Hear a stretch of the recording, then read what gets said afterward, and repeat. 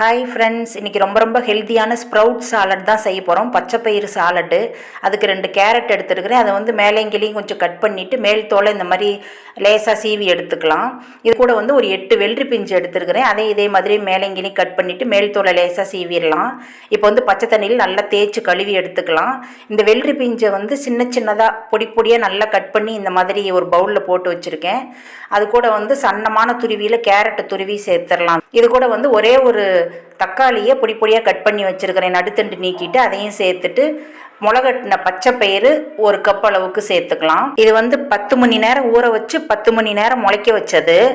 இது கூட தேங்காய் துருவல் கொஞ்சம் சேர்த்துட்டு விதை நீக்கின எலுமிச்சம்பழம் ஒரு அரை மூடி சாறு பிழிஞ்சு விட்டுறலாம். டேஸ்ட்டும் நல்லாயிருக்கும். அப்புறம் 1/4 ஸ்பூன் தூள் உப்பு, 1/4 ஸ்பூன் மிளகுத்தூள், வறுத்த வேர்க்கடலை ஒரு கையளவுக்கு இது வந்து தோல் நீக்கிட்டு இது கூட சேர்த்துட்டு கிளறணுன்னா சத்தான ஸ்ப்ரவுட் சாலட் ரெடி.